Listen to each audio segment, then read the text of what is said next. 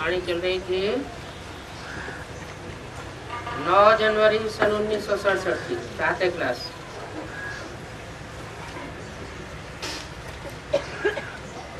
पहले पेज के मध्य में बात चल रही थी, वो योगी तो राजयोगी नहीं है, तुम राजयोगी हो। वो योगी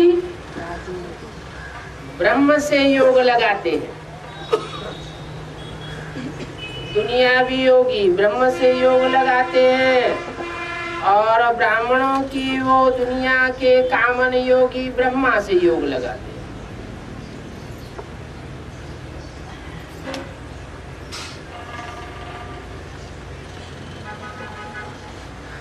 अब योगी तो वो भी कहते हैं, बच्चा बाप से, स्त्री पुरुष से योग लगाती है,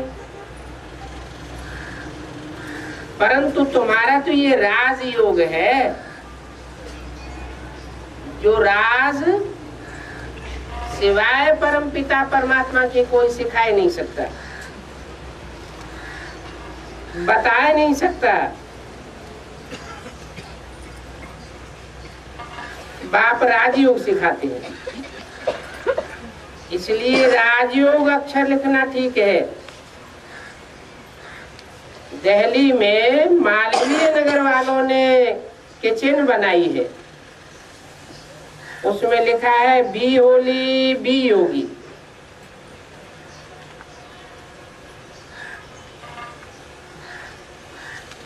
ये तो रंग बात हो गई।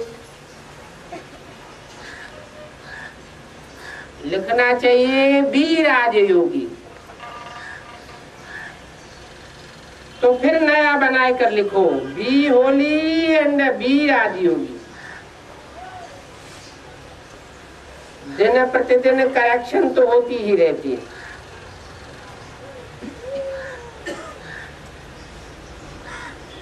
बाप भी कहते हैं, आज तुमको गुह्य अच्छी बातें सुनाता हूँ।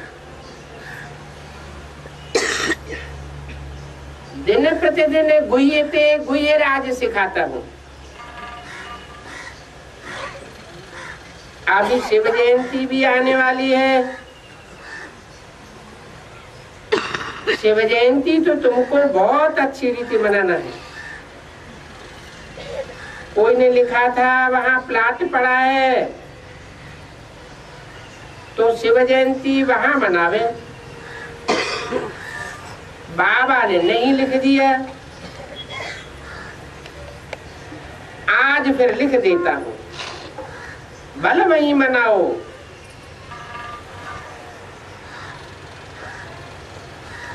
कहेंगे शिव बाबा ने नहीं लिखा, अब फिर हाँ क्यों कह दिया? अरे ये ड्रामा में ऐसे ही था, तब ना की नूद थी, अभी हाँ की नूद है। ना करना भी ड्रामा में था और हाँ भी ड्रामा में है। शिव जयंती पर तो बहुत अच्छी सर्विस करनी है। जिनके पास भी प्रदर्शनी है, सभी अपने अपने सेंटर्स पर अथवा घर में शिव जयंती अच्छी रीति मनाओ और लिख दो, शिव बाबा गीता ज्ञानदाता बाप से बेहद का वर्षा लेने का आकर के सीखो। बल बत्तियां आज भी जगा दो।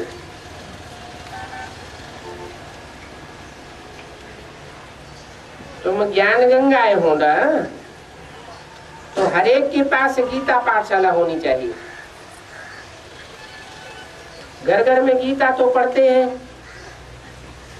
पुरुषों से भी माताएं भक्ति में तीखी होती है।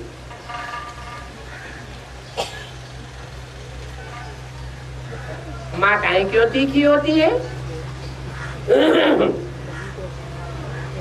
पुरुष भक्ति में तीखे क्यों नहीं होते? भक्ति है दिल की चीज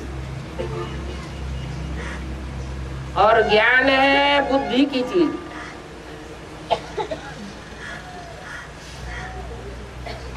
ऐसे तो बोलते हैं तुम सब भक्तियां हो, तुम सब सीताएं हो, लेकिन नंबरवार है।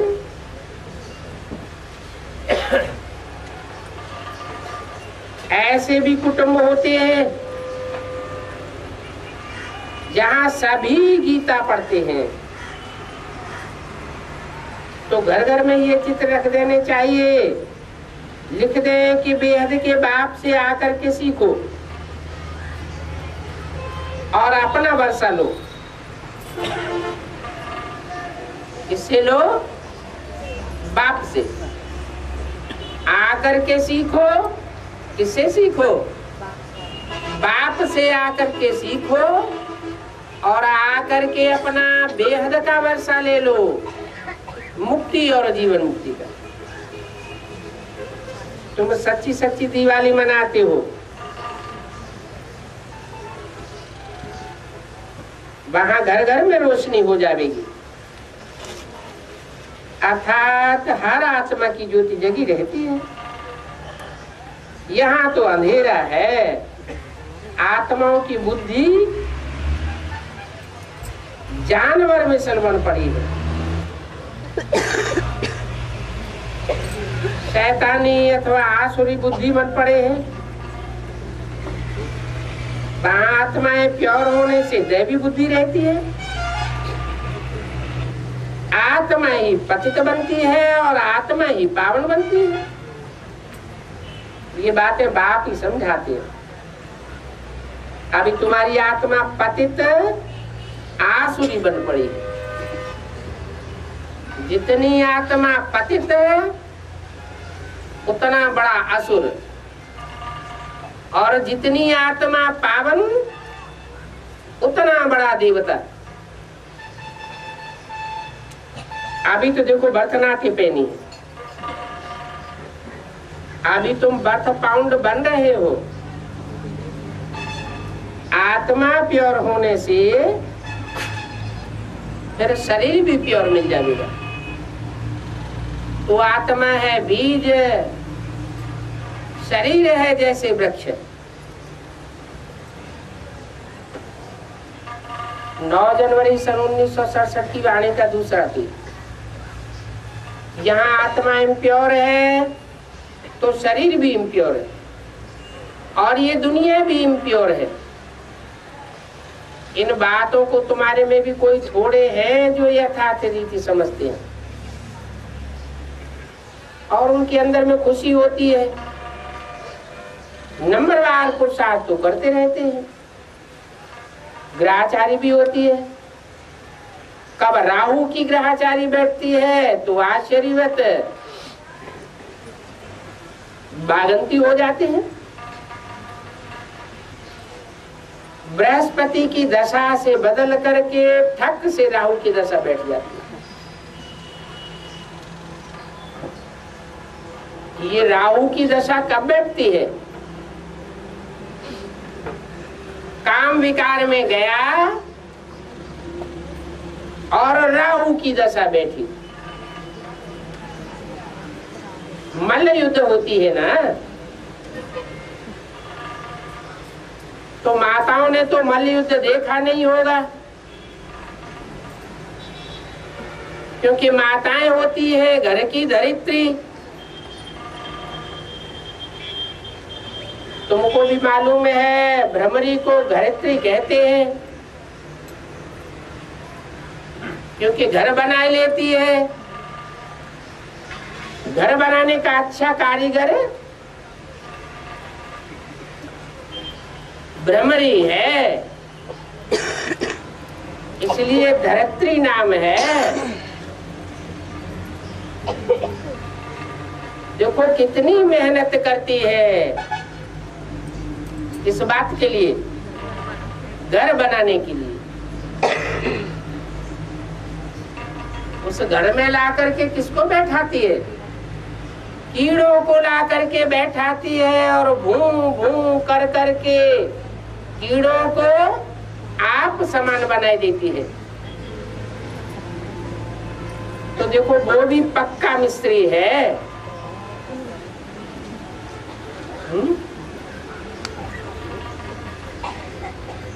त्रिमूर्ति में पक्का मिस्त्री कौन है?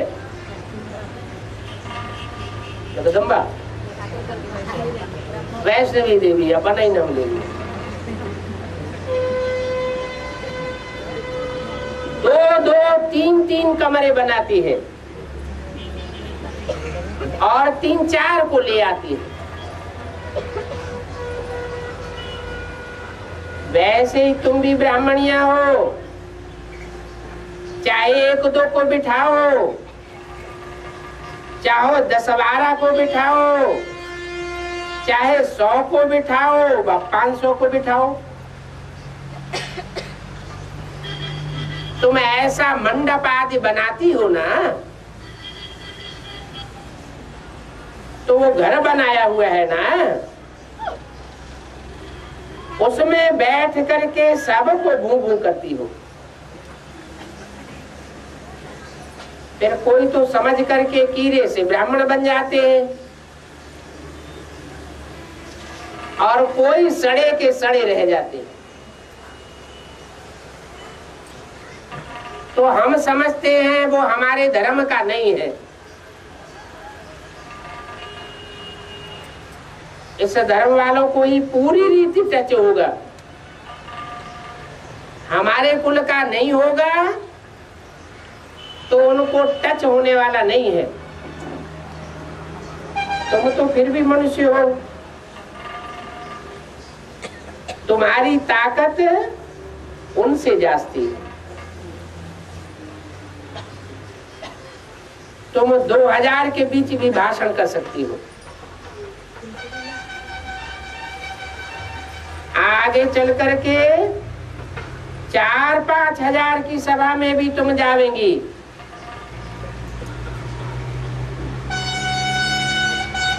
भ्रमरी की तुम्हारे से भेंट है, सन्यासी ये भेंट कर नहीं सकते। वो तो किसी को भी राजयोग सिखाए नहीं सकते। विश्व का मालिक तो बाप ही बनाते हैं। और ये गवर्नमेंट तो बिल्कुल ही घोर अंधियारे में है। साधु संत आज कितने ढेर हैं। आजकल माइया भी गुरु बन जाती हैं, कफनी पहन लेती हैं और फॉरेनर्स को ठग करके आ जाती है। वो समझते हैं ये भारत का प्राचीन राजयोग है। कौन समझते हैं? विदेशी समझते हैं। किसको? सन्यासियों को। कौन से सन्यासियों को? मेल सन्यासियों को या फीमेल सन्यासियों को? फीमेल सन्यासियों को विदेशी समझते हैं, ये तो बड़े राजयोगी है, इनका प्राचीन राजयोग है। उनको वो जा करके माइया कहती है चलो भारत में चल करके सीखो। अब ये कौन सी माइयों की तरफ इशारा हो रहा है? बाहर की दुनिया वालों को पढ़ाई पढ़ाई जा रही है या अंदर वालों को पढ़ाई पढ़ाई जा रही है? उनको कहती है भारत में चल करके सीखो, परंतु तुम ऐसे थोड़े ही कहेंगे क्या कि चलो भारत में माउंट आबू सुखधाम शांति धाम दिखाई लावे। तुम तो फॉरेन जावेंगी और वहीं बैठ करके तुम समझावेंगी ये राजयोग सीखो तो स्वर्ग में तुम्हारा जन्म हो जाएगा। इसमें कपड़े आदि बदलने की बात नहीं है। यहाँ ही देह के सब संबंध भूल अपन को आत्मा समझ बाप को याद करो। बाप ही लिबरेटर है, गाइड है, सबको दुख से लिबरेट करते हैं। अभी तुमको सतो प्रधान बनना है। तुम ही पहले गोल्डन एज में थे, अब आयरन एज में हो। सारा वर्ल्ड, सब धर्म वाले आयरन एज में है। कोई भी धर्म वाले हो, उनको कहना है अपन को आत्मा समझो, मुझे याद करो, तो तुम पावन बन जाओगे। पावन बनेंगे फिर मैं साथ ले जाऊंगा। बस इतना ही बोलो, जास्ती नहीं बोल रहे हैं। ये बताना तो बहुत सहज है।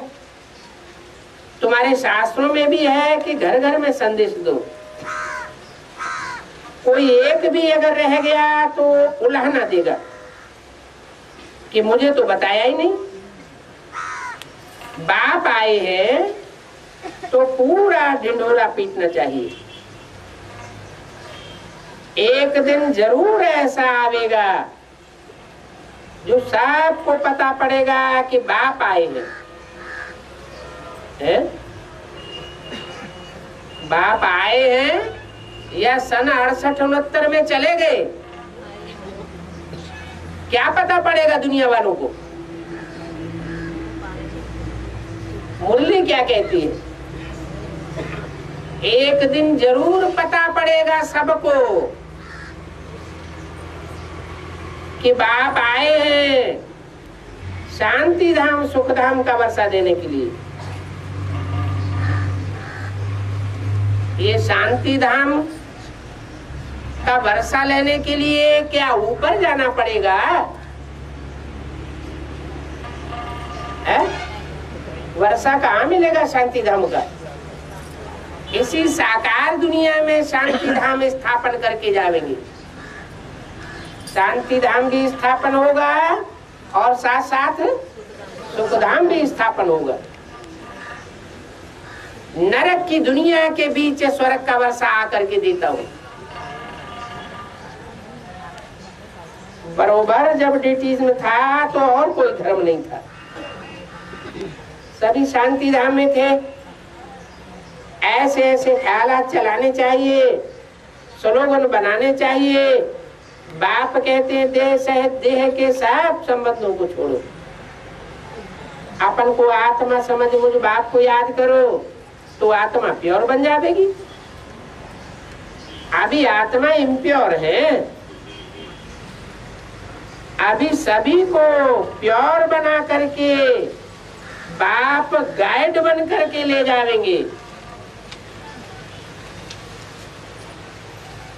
जो साक्षात्कार से 4 चित्र बनाए गए हैं, उनमें ऐसा कोई चित्र है कि बाप गाइड बन करके सभी आत्माओं को ले जा रहे हो? कल्प वृक्ष के चित्र में ऊपर दिया हुआ है, सब आत्माएं नीची स्टेज से ऊंची स्टेज में जा रही। और चित्र किसका रखा हुआ है? शंकर का चित्र रखा हुआ है।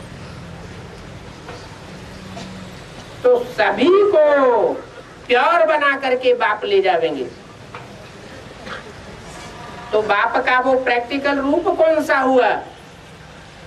मूर्तियां तो 3 है, त्रिमूर्ति शिव कहा जाता है। उनमें बाप का रूप कौन सा हुआ? इस वाक्य से तो यही साबित होता है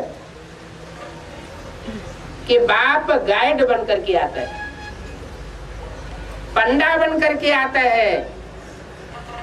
उस पंडा के तुम प्रैक्टिकल में पांडव बच्चे बनते हो। फिर डीटी धर्म वाले नंबर बाहर आवेंगे। कितना सहज है। ये सब बातें तो बुद्धि में धारणा होनी चाहिए।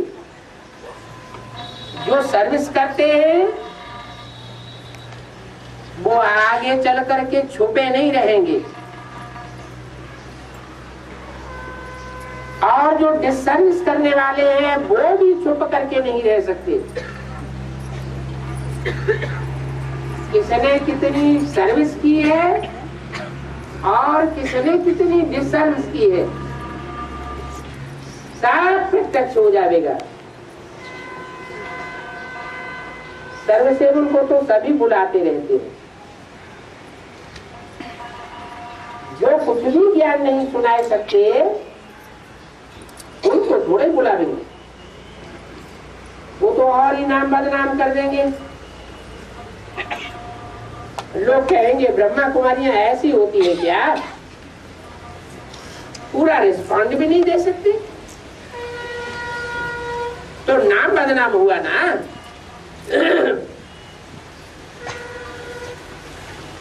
पूरा रिस्पॉन्ड देना कब हो सकता है, जब पूरा ज्ञान बुद्धि में बैठा होगा तो पूरा रिस्पॉन्ड दे सकेंगे। ज्ञान ही पूरा बुद्धि में नहीं बैठा है तो रिस्पॉन्ड दे नहीं सकते। शिव बाबा का नाम बदनाम करने वाले ऊंच पद नहीं पा सकते।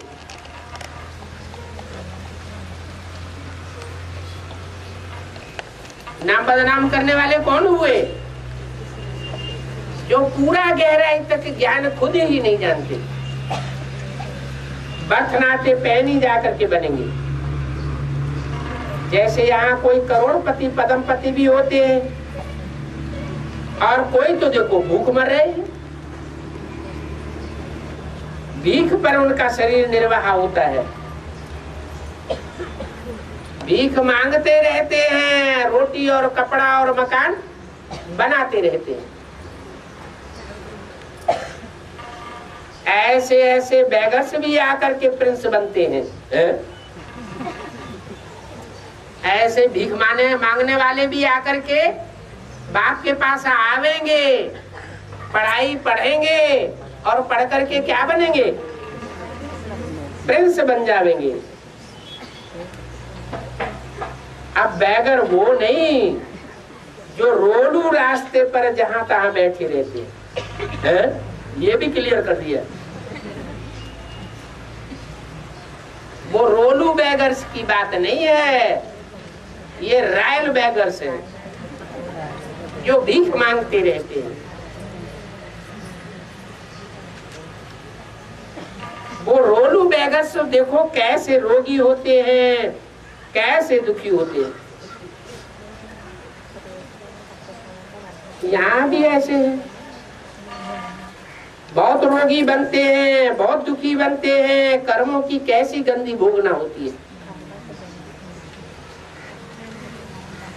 जानवरों को देख करके फिर भी दिल खुश हो जाएगी, ऐसे गंदे मनुष्यों को देख करके तो नफरत आती है।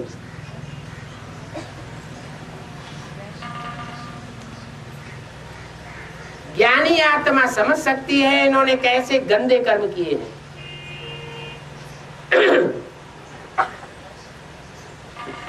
बहुत गंदे काम करने से ऐसे डर्टी ब्रूट्स,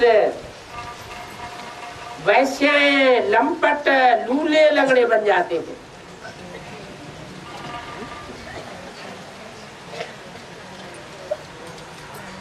बड़े बड़े घर की भी वैश्याएं हैं,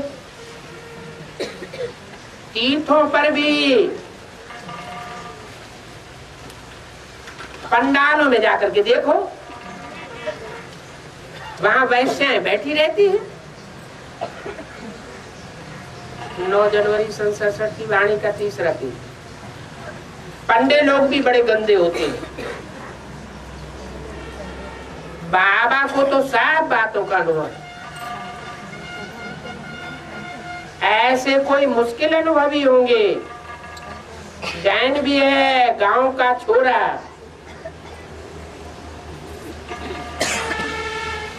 अभी इनका ये अंतिम 84वां जन्म, गांव का छोरा था ना। बाबा को इन सब बातों का अनुभव। धंधा भी क्या चलता था,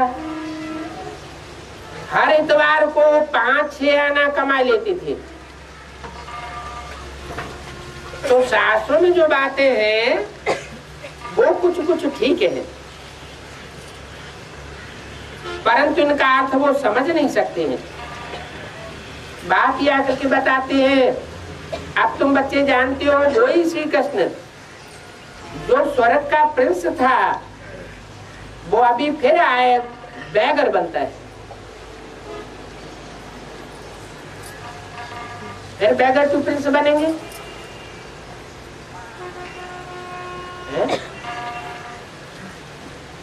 बैगर टू प्रिंस बनेंगे, कब बनेंगे? 84वां जन्म पूरा होने के बाद वही कृष्ण की सोल कोई बैगर में प्रवेश करके पार्ट बजाती है। कृष्ण की राशि किससे मिलाते हैं? क्राइस्ट से। क्राइस्ट के लिए भी क्या बोला? इस समय कहाँ होगा? कहीं बैगर के रूप में भीख मांग रहा होगा।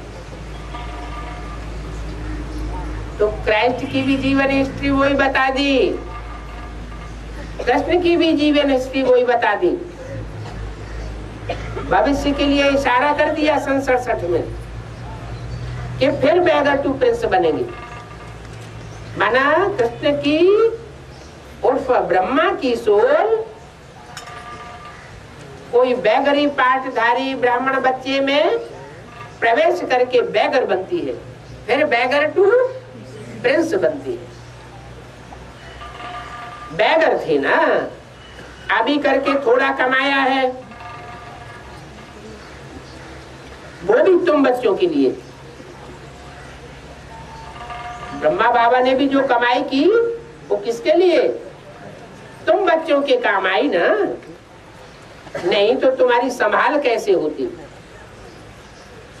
ये सब बातें शास्त्रों में थोड़े ही है, सारी बातें शिव बाबा आकर के बताते हैं। बरोबर ये गांव का छोरा था, इनका नाम कोई कृष्ण नहीं था, आत्मा की बात है ना, इसलिए मनुष्य मुझे हुए हैं। तो बाबा ने समझाया शिव जयंती पर घर घर में चित्रों पर सर्विस करो, लिख दो कि ये बेहद के बाप से 21 जन्मों के लिए स्वर्ग की बादशाही सेकंड में कैसे मिलती है, सो आकर के समझो। जैसे दिवाली पर सब मनुष्य दुकानें निकाल करके बैठते हैं, तुमको फिर अविनाशी ज्ञान रत्नों की दुकान निकाल करके बैठना है। तुम्हारा कितना अच्छा सजाया हुआ दुकान होगा। मनुष्य करते हैं दिवाली पर और तुम फिर शिव जयंती पर करो। तो शिव बाबा सबकी ज्योति जगाते हैं, तुमको विश्व का मालिक बनाते हैं। वो तो लक्ष्मी से विनाशी धन मांगते हैं और यहाँ जगदम्बा से तुमको विश्व की बादशाही मिलती है।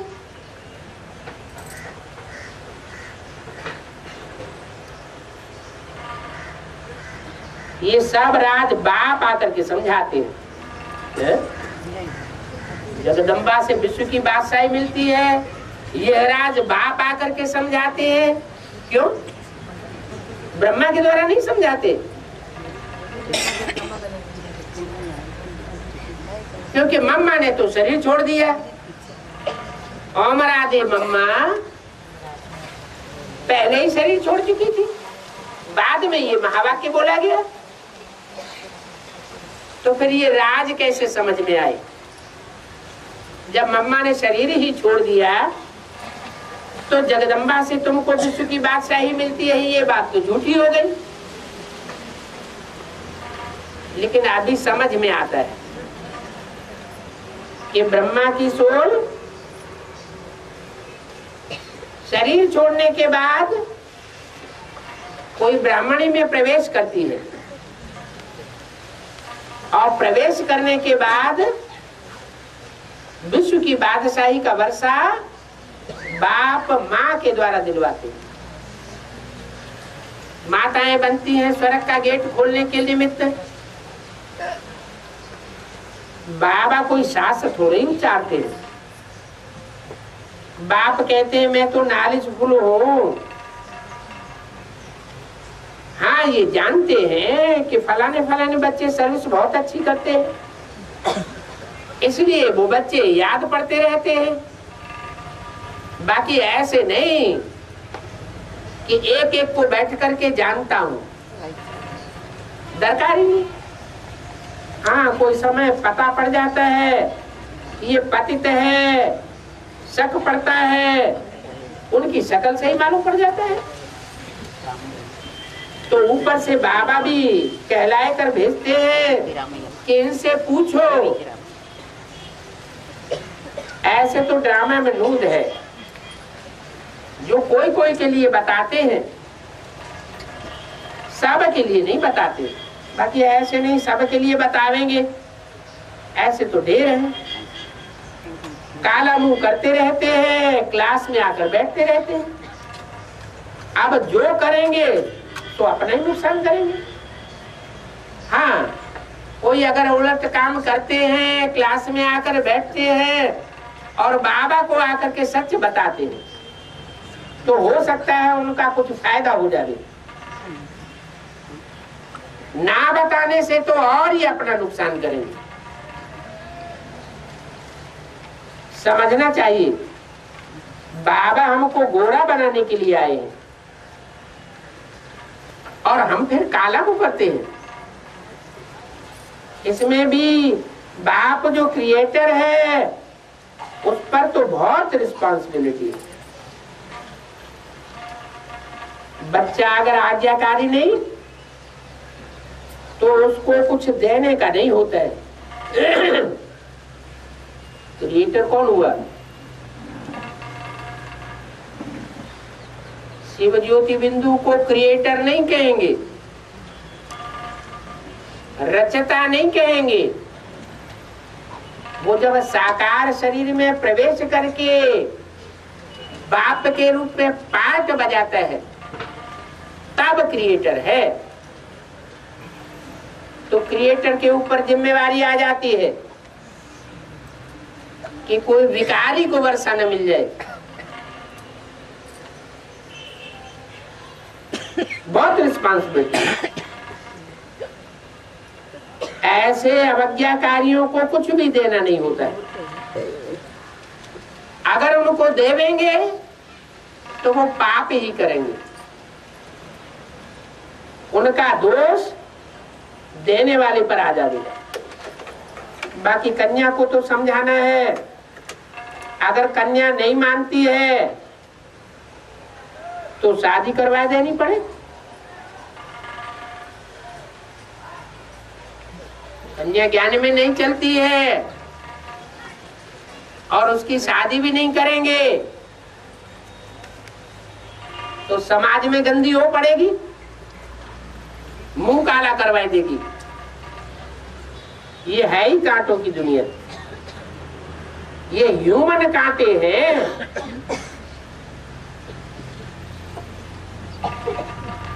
वो तो जड़ फूल होते हैं, जड़ कांटे होते हैं। और ये मनुष्यों की दुनिया के कांटे हैं। कांटा लगता है तो कितना तकलीफ देता है। साधु संत आदि जो भी है सब जंगली है। सत्य को कहा जाता है गार्डन ऑफ अल्लाह, और ये है फॉरेस्ट ऑफ स्टोन्स। तुम भी बंदर थी ना। शास्त्रों में क्या क्या लिख दिया, कितनी झूठी बातें लिख दी है। ये है धर्म की ग्लानि। ग्लानि के नावल्स लिखे हुए हैं। इसलिए बाप कहते हैं जब जब धर्म की ग्लानि होती है तब तब मैं आता हूं। ये दुनिया महामूर्खों की है। फर्स्ट नंबर श्री कृष्ण देखो,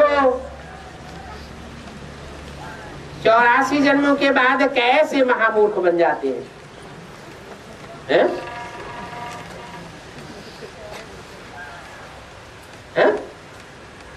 क्या बोल दिया? फर्स्ट नंबर श्री कृष्ण देखो, जो सतयुग का पहला पत्ता बनता है वो फिर 84 जन्मों के बाद, कब हुए 84 जन्म पूरे हैं? उनके 84 जन्म पूरे कब हुए? अरे 68 में 84 जन्म पूरे हुए ना। तो 84 जन्म पूरे होने के बाद कैसे महामूर्ख बन जाते हैं? कृष्ण की सोल महामूर्ख बन गई है? शरीर नहीं रहता तो कोई भूत प्रेत आत्मा दूसरों में प्रवेश नहीं करती है क्या? उल्टे पलटे कर्म नहीं करती है? गुलजार दादी में भी प्रवेश करके जो कुछ बोलते हैं उस बोले हुए का अर्थ उनको खुद भी पता नहीं होता। जैसे फिल्मों के गीत बाबा ने बनवाए, बनाने वाले उनके अर्थ को नहीं जानते, बाप आकर के बताते हैं तो हम बच्चे समझते हैं। तो बोला ये महामूर्खों की दुनिया है। फर्स्ट नंबर श्री कृष्ण देखो, फिर 84 जन्मों के बाद कैसे महामूर्ख बन जाते हैं। कैसे महामूर्ख बन गया? पहला पत्ता महामूर्ख कैसे बन गया है? हाँ, वो कृष्ण की सोल 84वें जन्म में अपना शरीर छोड़ने के बाद जब जगदम्बा में प्रवेश करके पाठ बजाता है तो न जगदम्बा को ये बात पता चलती है कि गीता का भगवान वास्तव में कौन है, और न प्रवेश करने वाली उस कृष्ण उर्फ ब्रह्मा की सोल को निश्चय बैठता है लंबे समय तक कि गीता का भगवान वास्तव में कौन है।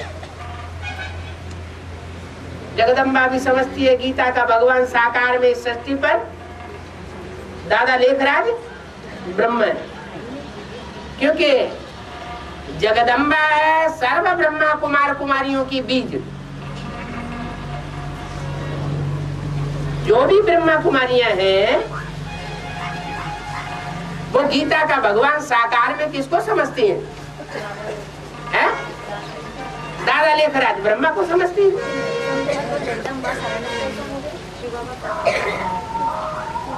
ये बात नहीं है। सरेंडर होने वाले भी बुद्धि से सरेंडर होते हैं या सिर्फ निर्बुद्धि बन करके सरेंडर होते हैं? एक जैसे हैं। कोई को तो उनके माँ बाप सरेंडर कर देते हैं, कुछ धक्का लगता है तो सरेंडर हो पड़ते हैं। सरेंडर हो पड़ते हैं, फिर जब 18 साल के होते हैं तो स्टाम्प पेपर पर लिख करके दे देते हैं कि हमको तो नाबालिग अवस्था में सरेंडर किया गया था, अब तो हम बालिग समझदार हो गए हैं, हमारा निश्चय हमारा सरेंडर लेटर खारिज कर दिया जावे, खारिज समझा जावे। तो क्या कहेंगे? इसको क्या कहेंगे? इसको कहेंगे पुष्करणी ब्राह्मण। दूसरों ने पुश किया तो सरेंडर हो गए, अपनी अकल से असलियत को नहीं जाना। तो ब्रह्मा की सोल अभी भी, जो कृष्ण की सोल है, सृष्टि का पहला पत्ता है, वो अभी भी असलियत को नहीं जानता। असलियत को अगर जाना होता तो ब्रह्मा बाबा के लिए मुरली में शिव बाबा ऐसे नहीं बोलते ये ब्रह्मा है बेबी बुद्धि। शिव बाबा ब्रह्मा को बेबी कहते हैं। बेबी माना बच्चा बुद्धि। और वो ब्रह्मा शरीर छोड़ने के बाद जिस बच्ची में प्रवेश करता है उस बच्ची का नाम भी लौकिक में बेबी रख दिया जाता है। तो दोनों ही बेबी, जिसमें प्रवेश किया वो भी बेबी और जो प्रवेश करने वाली आत्मा वो भी बेबी। बाप का टाइटल किसको मिल गया? जगदम्बा को बाप का टाइटल मिल गया। बाप का टाइटल जगदम्बा को मिल गया।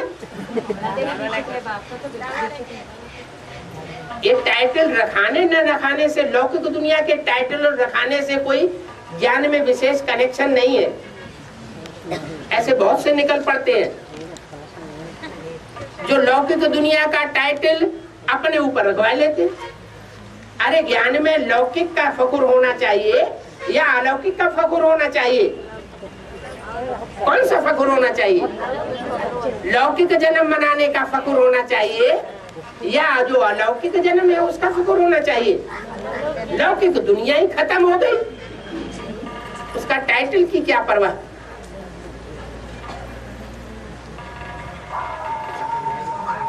तो जगदम्बा और जगदम्बा में प्रवेश करने वाली जो सोल, जो इंस्पिरेटिंग पार्टी की मुखिया है, मन ब्रह्मा की सोल, दोनों ही बेबी बुद्धि। और उनकी बेबी बुद्धि तब तक बालिग नहीं बन सकती जब तक उनकी बुद्धि में ये बात फिट न बैठे कि गीता का भगवान वास्तव में कौन है, साकार में। जब उनकी बुद्धि में बैठे, जो सारे जगत की माताओं की माता है, ब्रह्मा कुमारियों की भी माता है, उसकी बुद्धि में बैठे, तब सब ब्रह्मा कुमार कुमारियों की बुद्धि में बैठे कि गीता का भगवान निराकार शिव शंकर भोलेनाथ कैसे है।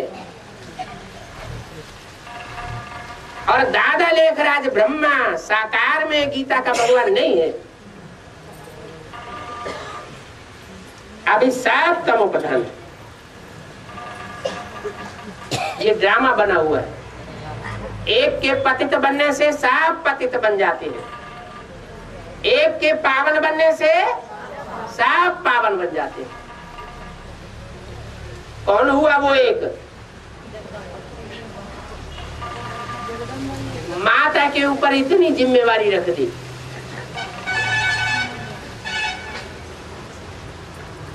उसमें वो पहला पत्ता प्रवेश करता है।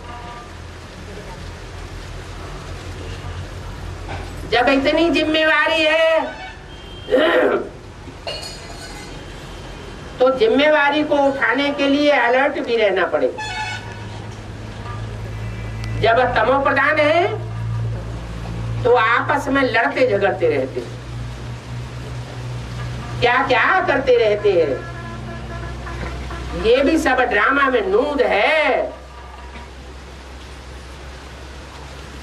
फिर स्वर्ग में ये लड़ाई झगड़ा आदि कुछ भी नहीं होगा। तुम बच्चे जानते हो ये चक्कर कैसे फिरता है? कोई विद्वान आचार्य पंडित आदि कुछ भी नहीं जानते। पॉइंट्स तो ढेर के ढेर है, ये ढेर के ढेर पॉइंट्स नोट करना चाहिए। जैसे बैरिस्टर लोग होते हैं, पॉइंट्स का रजिस्टर नोट करके रखते हैं। डॉक्टर लोग भी अपने पास किताबें रखते हैं, नोट करते हैं, नोट्स को देख करके दवा देते हैं। तो बच्चों को कितनी अच्छी रीति पढ़ना चाहिए और सर्विस करनी चाहिए। बाप ने नंबर 1 मंत्र दिया है, कौन सा है? मन मना भव। क्या मतलब हुआ? मेरे मन में समा जा। मन मन मेरे मत वो बिगड़ करके बना मन। मत मत मना भव, संधि को जोड़ दिया तो हुआ मन मना दो। तो मत माना मेरे, मना माना मन में, भव माना समझ, मेरे मन में समझ। ये किसने कहा है? शिव बाबा। शिव बाबा ने कहा या शिव बाप ने कहा? शिव बाप ने कहा। शिव बाप को अपना मन होता है? मन तो उनको होता ही नहीं। तो शिव बाबा की बात है कि वो शिव ज्योति बिंदु कोई शरीरधारी में प्रवेश करता है मुकर्रर रथ में, और जो उसका संकल्प है वही बच्चों का संकल्प होना चाहिए। माने संकल्प मात्र भी बच्चे बाप के विरोध में न जावे। कर्मणा से, कर्मेंद्रियों से विरोध का काम करे, दृष्टि से विरोध का काम करे, और वाचा से विरोधी बातें करे। ये तो बहुत बड़ी बात हो जाती है।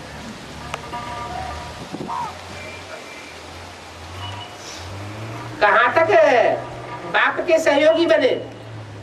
संकल्प मात्र भी बाप के संकल्प का विरोध नहीं करना चाहिए। परखना है कि ऐसी स्थिति में बाप का संकल्प क्या होगा। बाप को मेरा कर्म अच्छा लगेगा, जो मैं बोल रहा हूं वो वाचा बाप को पसंद आएगी। अगर बाप को पसंद नहीं तो मेरे को भी पसंद नहीं। तो बाप ने नंबर 1 मंत्र दिया है, मन मना बनो। बाप को याद करो, जो भी कर्म करो बाप की याद आनी चाहिए। जो भी वाचा बोलो बाप की याद आनी चाहिए। बाप इस वाचा को स्वीकार करेगा। जो भी संकल्प करो बाप याद आना चाहिए। ये संकल्प बाप स्वीकार करेगा। तो ऐसे ऐसे बच्चों को सर्विस करनी चाहिए। मेडल में भी ये लगा हुआ है। सबको ये महामंत्र दो कि बाप को याद करो, बाप और वर्षे को याद करो, तो स्वर्ग की बादशाही मिल जाएगी। शिव जयंती मनाते हैं, परंतु शिव बाबा ने क्या किया? बड़े बड़े लोगों का जन्मदिन मनाते रहते हैं, नानक जयंती मनाते हैं,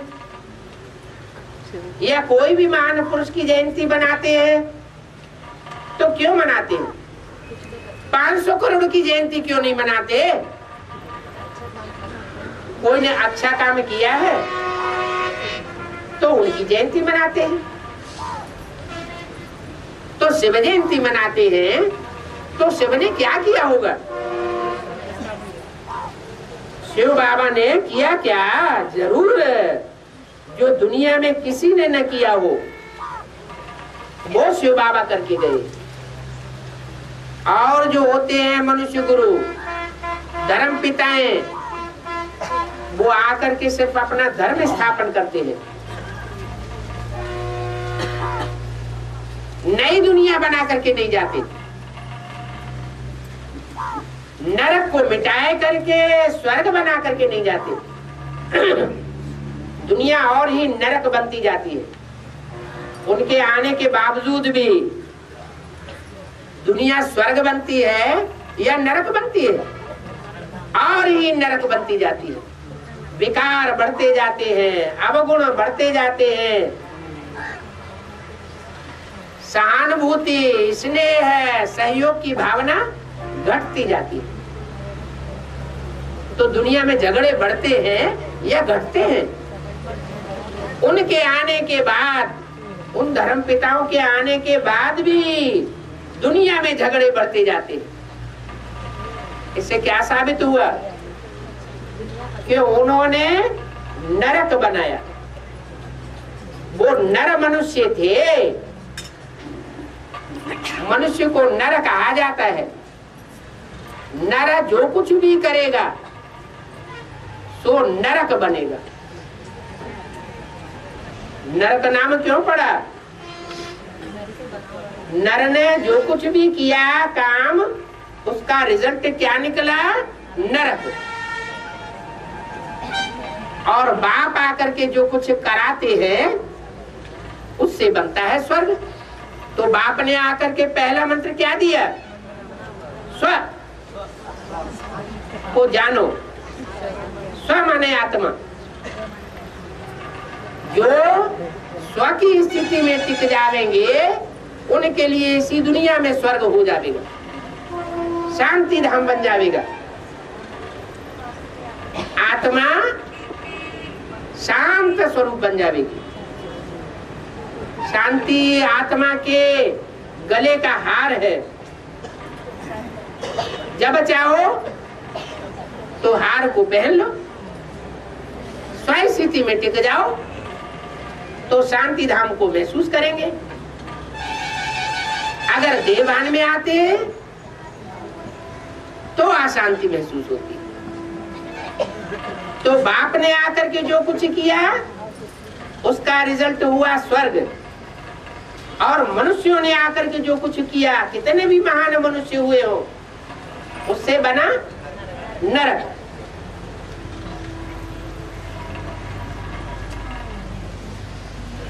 ये बातें जो योग युक्त होंगे उनको अच्छी रीति बुद्धि में बैठ जाएंगी।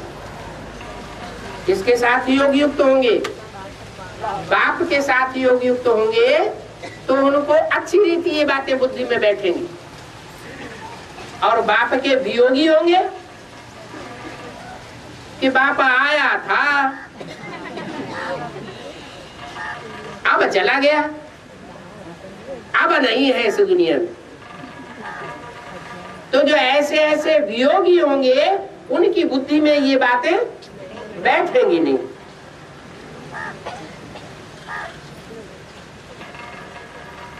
योग युक्त नहीं होते हैं तो समझो उनके पाप रह गए।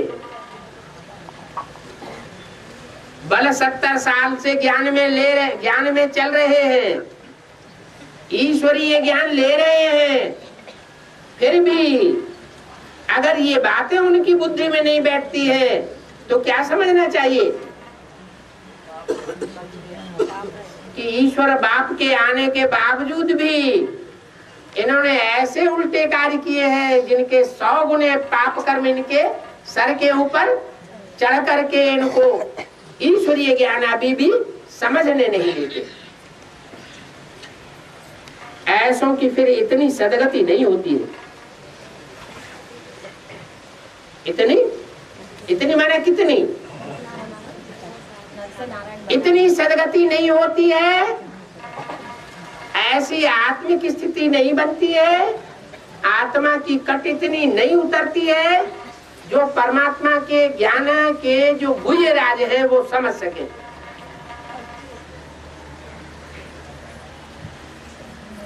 तो सदगति तो दुनिया में सबकी होगी, 500 करोड़ आत्माओं की भी सदगति होगी, लेकिन नंबरवार सदगति होगी।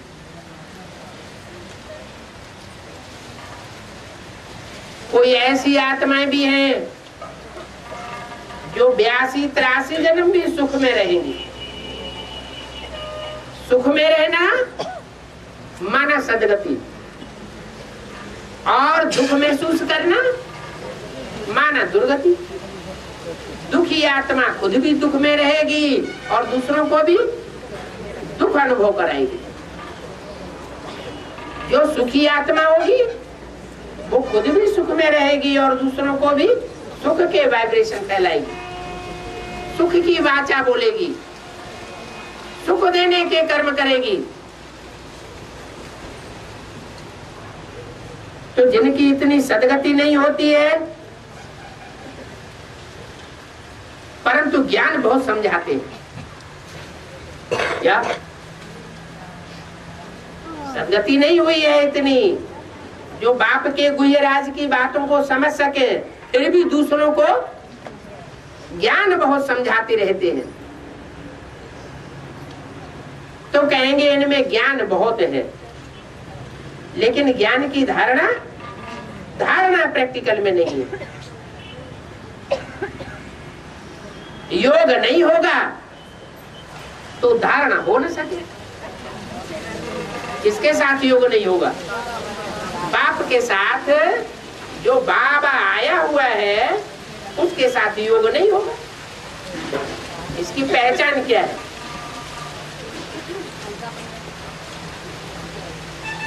योग माना प्रीति, प्यार, स्नेह।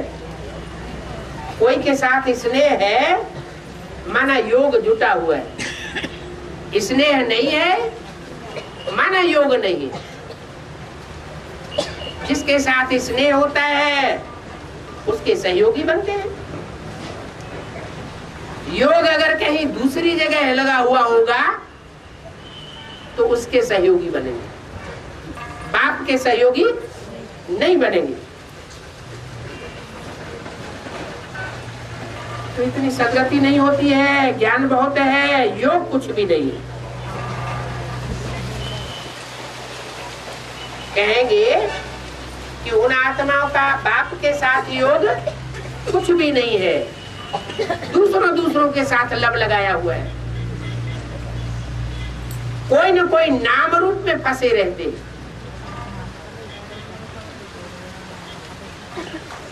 ऐसे नाम रूप में फंसे हुओं की फिर दुर्गति होती है। ऊंचे ऊंचे बाप आया हुआ है, दुनिया को ये दिखाते हैं कि हम बाप के कार्य में सरेंडर हैं, और अंदर से कोई दूसरों के नाम रूप में लगाव फंसा हो जाता है, लागत लग जाती है। तो दुनिया की आंखों में धूल झोंक रहे हैं, धोखा दे रहे हैं, या दुनिया को सही रास्ते पर लाने वाले? वो तो धूल झोंकने वाले हुए। उनका नाम दिया है गणिका।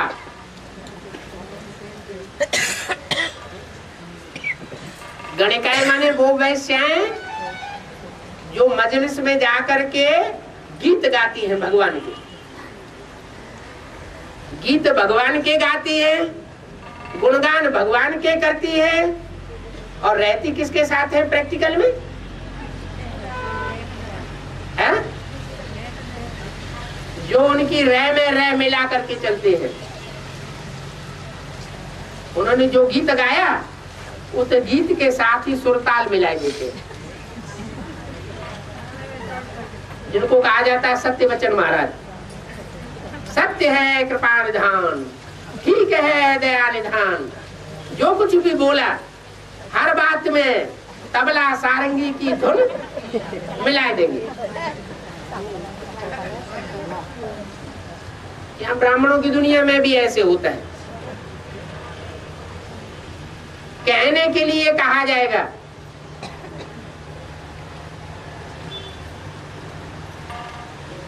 कि सेवाधारी है। हम सेवाधारियों का बाप ही मोस्ट ओबीडिएंट सर्वेंट बन करके आता है। लेकिन जो ऐसे सुरताल मिलाने वाले हैं वो उनको ऐसा ऊंचा चढ़ाते हैं कि उनके टाइटल ही बदल देते, टाइटल रखवाए देते हैं। क्या टाइटल रखवाते हैं? वर्ल्ड मदर का टाइटल दिलवा देते हैं।